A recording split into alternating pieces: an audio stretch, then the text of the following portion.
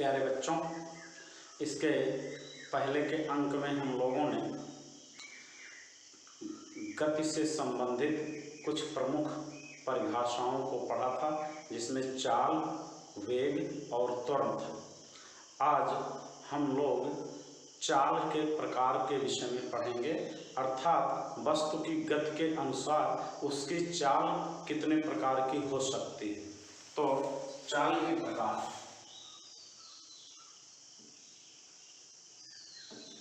चाल के प्रकार। तो वस्तु की गति के अनुसार चाल के निम्न प्रकार होते हैं, जिसमें पहला है समान चाल।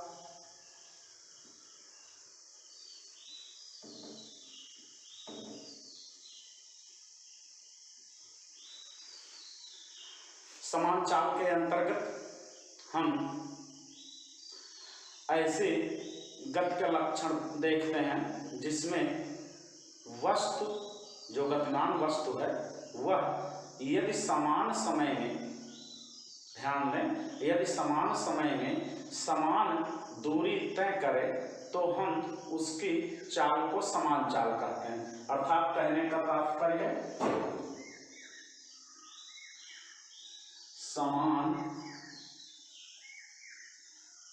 समय अंतराल में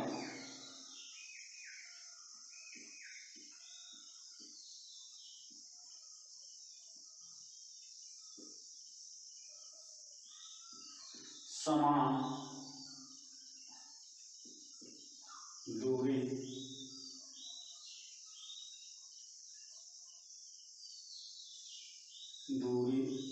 तय करना।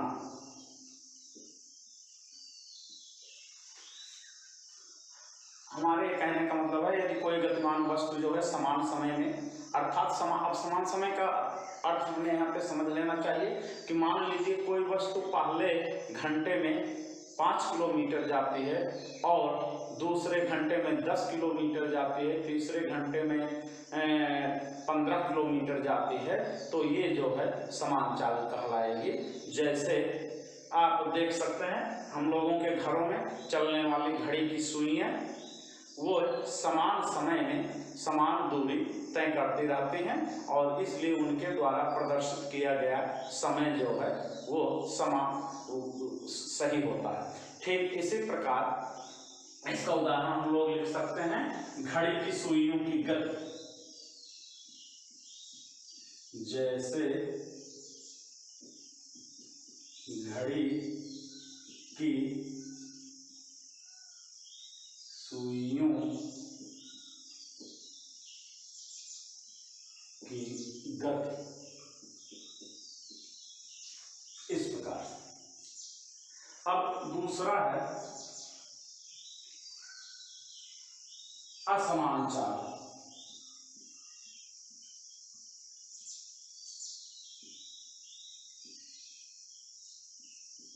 इसे हम नॉन यूनिफॉर्म मोशन या असमान चाल, नॉन यूनिफॉर्म स्पीड के हिसाब से इसको अंग्रेजी में कहते हैं। और इसमें यदि कोई वस्तु समान समय अंतराल में भिन्न भिन्न दूरी तय करे, ध्यान दीजिएगा। अब यहाँ पे दोनों ही परिभाषाओं में, चाहे समान चाहे असमान की बात हो, दोनों में हम समय अंतराल को समान रखते हैं। अर्थात यदि वस्तु समान समय अंतराल में समान दूरी तय करती है तो उसकी चाल समान चाल कहलाएगी, और यदि वस्तु जो है असमान दूरी को समान समय अंतराल में तय करे तो उसे हम असमान चाल कहते हैं।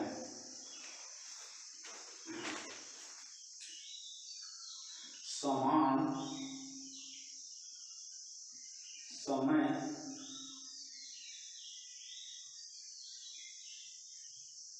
अंतराल में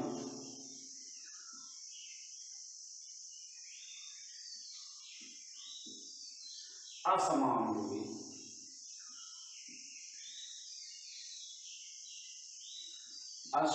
दूरी तय करना। ये असमान दूरी को जब कोई गतिमान वस्तु जो है समान समय में तय करती है तो उसे हम असमान चाल कहते हैं। तो इसके तो ढेर सारे उदाहरण हम लोगों के लाइफ में होते हैं। जैसे आप गाड़ी चलाते हुए जा रहे हैं तो उसकी स्पीड जो है हमेशा एक जैसी आप नहीं रख सकते हैं, क्योंकि मान लीजिए आगे कहीं भीड़ आ गई तो आपको वहाँ पे ब्रेक लगा करके गाड़ी को धीमी करना पड़ता है, या आपको आगे खुला रास्ता मिल गया तो आप एक्सीलेटर ले करके गाड़ी की चाल को बढ़ा देते हैं। तो इसके विभिन्न उदाहरण जैसे आसमान में उड़ते हुए पक्षी, या वायुयान की गति, या जमीन पर चलते हुए विभिन्न प्रकार के वाहनों की गति, आप इसको जो है असमान चाल का उदाहरण दे सकते हैं। अब तीसरा है औसत चाल।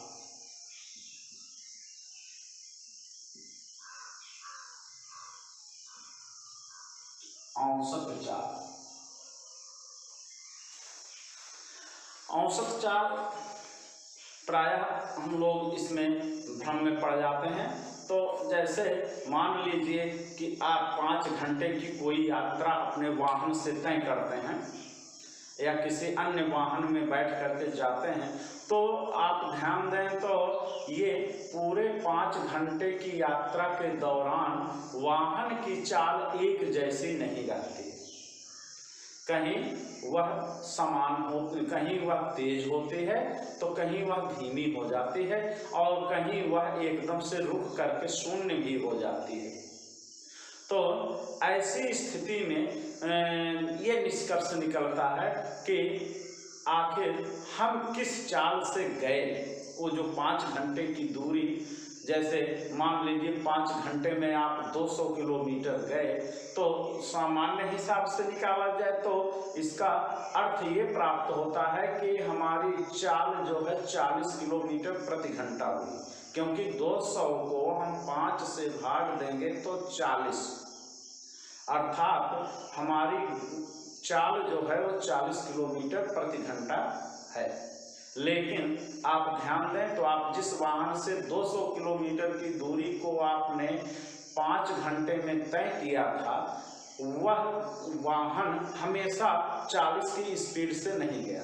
कहीं उसकी चाल जो है ज़्यादा हो गई होगी तो कहीं उसकी चाल कम हो गई होगी। तो यहाँ पर औसत चाल जो निकाली जाती है उसका यही चीज कहने का अर्थ है कि पूरी यात्रा के दौरान जितनी दूरी आप तय करते हैं और उस दूरी को तय करने में जितना कुल समय लगता है, इन दोनों का अनुपात जो है वो वस्तु की औसत चाल कहलाती है, जिसे हम लोग एवरेज स्पीड कहते हैं, औसत चाल।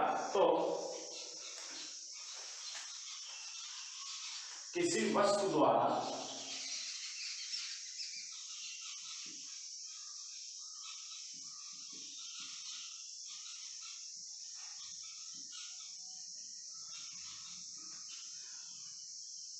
तय की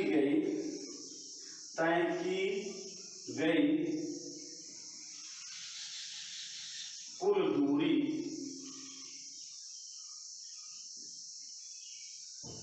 तथा कुल दूरी तय करने में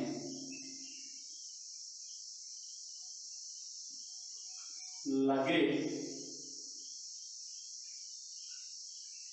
समय के अनुपात को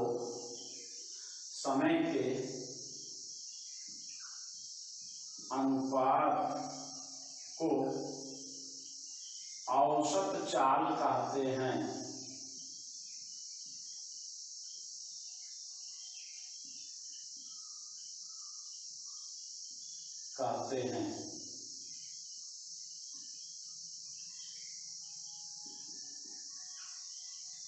अर्थात औसत चाल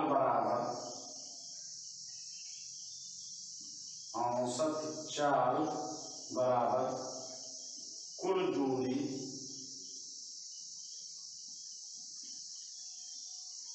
बटा कुल समय।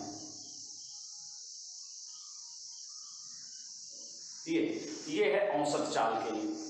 कुल दूरी और कुल लगे हुए समय के अनुपात को हम वस्तु की औसत चाल कहते हैं।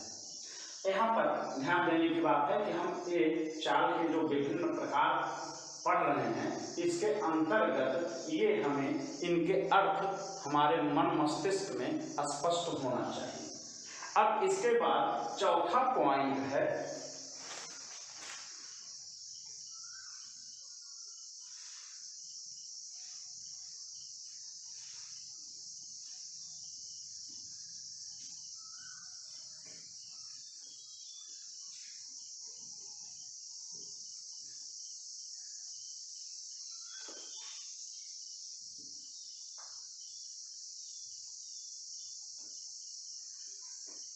चौथा प्रकार है चाल का तात्कालिक चाल।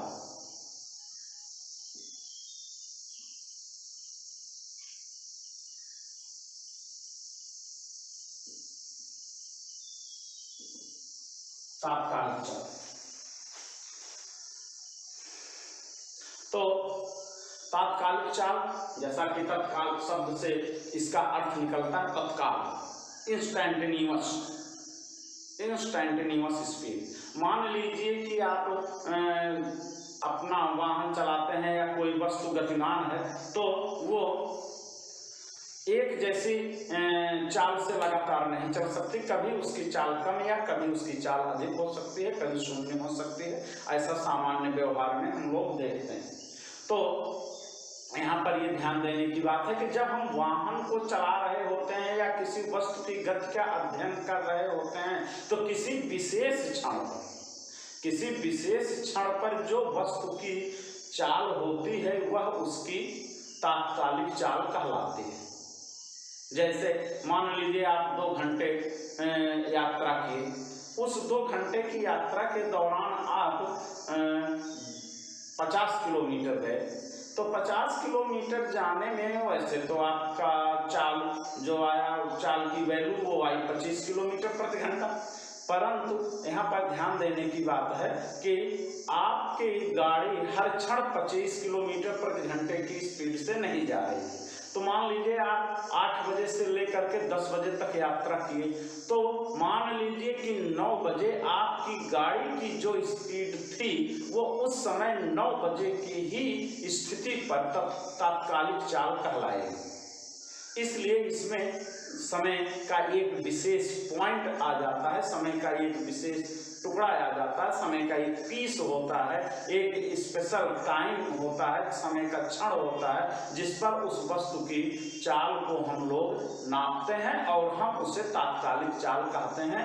और जैसा कि आप जानते हैं, हमारे वाहन में या गाड़ी में लगा हुआ स्पीडोमीटर का पॉइंटर जो संकेतक होता है, मीटर की सुई जो बताती रहती है कि आपकी गाड़ी जो है किस स्पीड से चल रही है। तो मान लीजिए आप घड़ी में अपने देखते हैं कि हम 8:45 पर इस समय गाड़ी चला रहे हैं, तो गाड़ी का मीटर कितनी स्पीड को बता रहा है, वो 8:45 पर जिस स्पीड से गाड़ी चली वो जो है उसकी तात्कालिक चाल कहलाती है। तो यहाँ पर इसमें लिखने की बात है कि किसी समय विशेष, किसी क्षण विशेष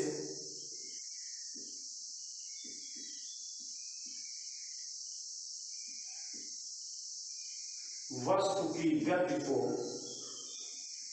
वस्तु की चाल को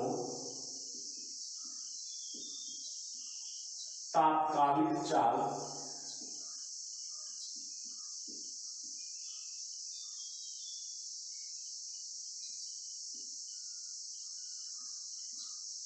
कहते हैं।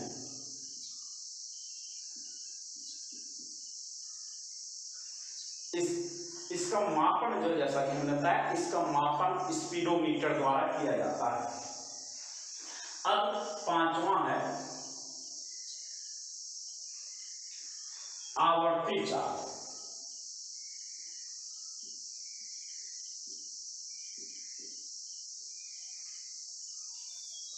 आवर्ती चाल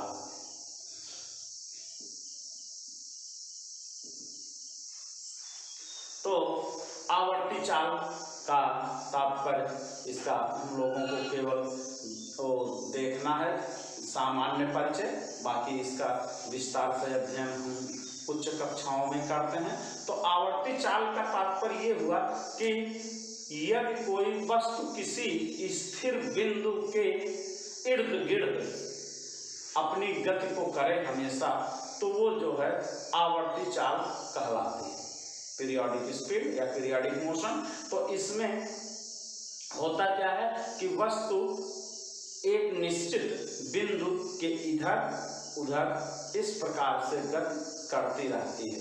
जैसे इसका स्पष्ट उदाहरण, सबसे अच्छा उदाहरण है झूला, जो क्षैतिज ऊर्ध्वाधर तल में, जैसे पेड़ की डाली पर रस्सी डाल करके बच्चे झूला बनाकर झूलते हैं, तो इस प्रकार की गति को हम लोग आवर्ती गति कहते हैं। और सूर्य के चारों ओर ग्रहों की गति आवर्ती गति है। तो इस प्रकार इसका उदाहरण है, और इसकी परिभाषा में हम लिख लेते हैं कि यदि कोई वस्तु किसी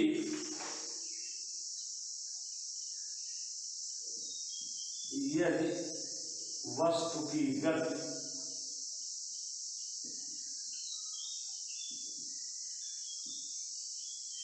किसी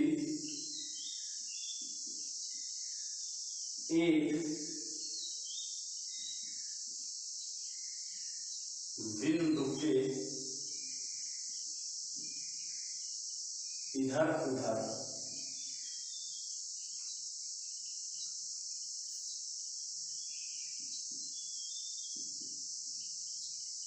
होती है, तो उसे आवर्ती गति कहा जाता है।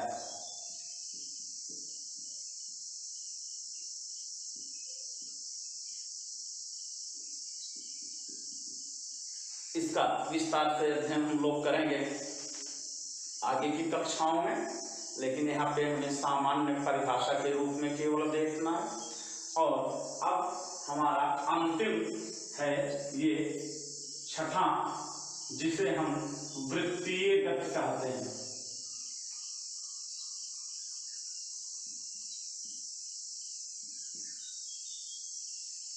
वृत्तीय गति नाम से यह स्पष्ट है, यदि कोई वस्तु किसी वृत्ताकार मार्ग पर गति करे तो उसे हम वृत्तीय गति कहते हैं।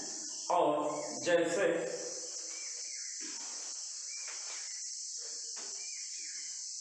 बिजली के पंखे की गति हो गई जो छत में लगा, या टेबल फैन की गति हो गई, हेलीकॉप्टर के लगे हुए पंखे की गति हो गई। तो यहाँ पे यह ध्यान देने की बात है कि जैसे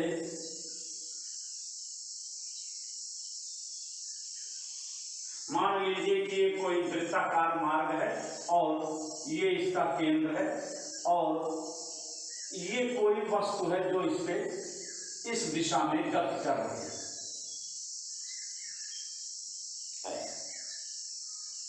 कभी यहां पर होगी, कभी यहां पे होगी, कभी यहां पर होगी।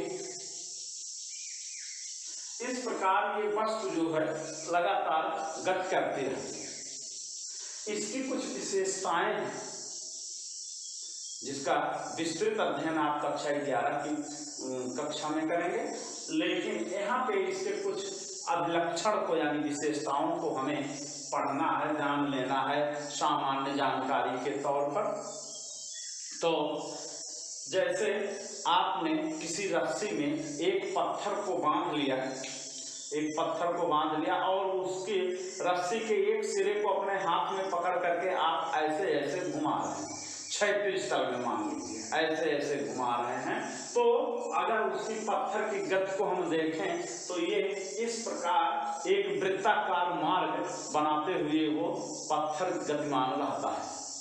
और जब आप हाथ से बल देना बंद कर देते हैं तो रस्सी ढीली होकर के पत्थर सामान्य अवस्था में स्थिर हो जाता है। यहाँ पर वस्तु की गति जो है वृत्तीय मार्ग पर होती है और इस वृत्तीय मार्ग की गति में वस्तु पर एक त्वरण होता है। अब यहाँ पे ध्यान दें कि इसमें वस्तु की वेग की दिशा जो है हमेशा इस वृत्ताकार मार्ग पर खींची गई स्पर्श रेखा की दिशा में होगी। जो हम स्पर्श रेखा यानी ऐसी रेखा जो वृत्त की परिधि को छुए एक बिंदु पर, उस रेखा को हम स्पर्श रेखा कहते हैं। तो वह दिशा जो है वेग की दिशा होती है और चूंकि वेग की दिशा हमेशा बदल रही है इसलिए इसमें वेग में परिवर्तन हो रहा है और परिवर्तन होने के कारण ये चाल जो है त्वरित चाल हो जाती है, यानी इसमें हमेशा त्वरण मौजूद रहता है और इस त्वरण की दिशा जो है वृत्त के केंद्र की ओर होती है।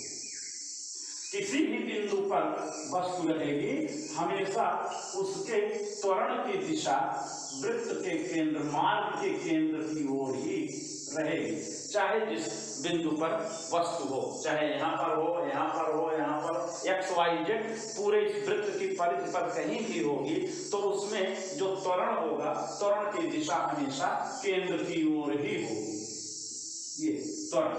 और ये जो है वेग की दिशा स्पर्श रेखा की ओर होगी और त्वरण की दिशा जो है वृत्त की त्रिज्या की ओर होगी, यानी जो उसके केंद्र को दिखाती है।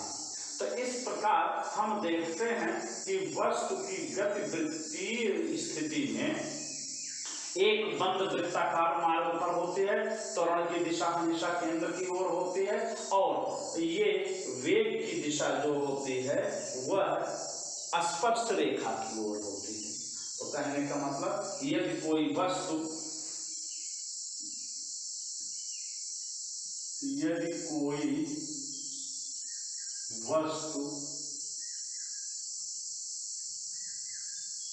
वृत्ताकार मार्ग पर गति करती है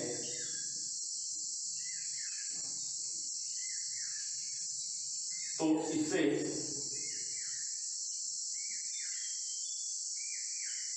वृत्तीय गति कहते हैं।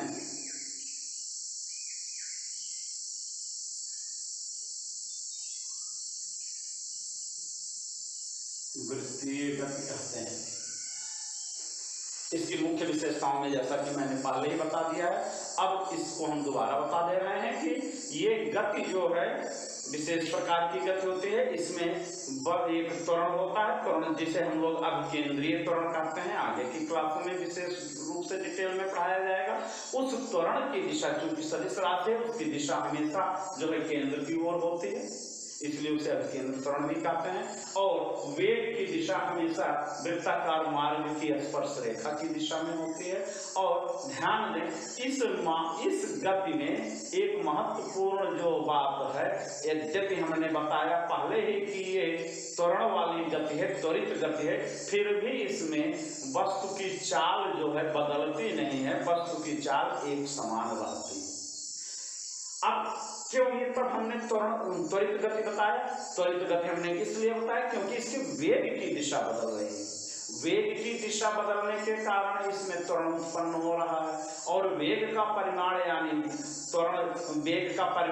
चाल न बदलने के कारण यह जो है हमेशा एक वृत्तीय मार्ग पे ही गति करेगी।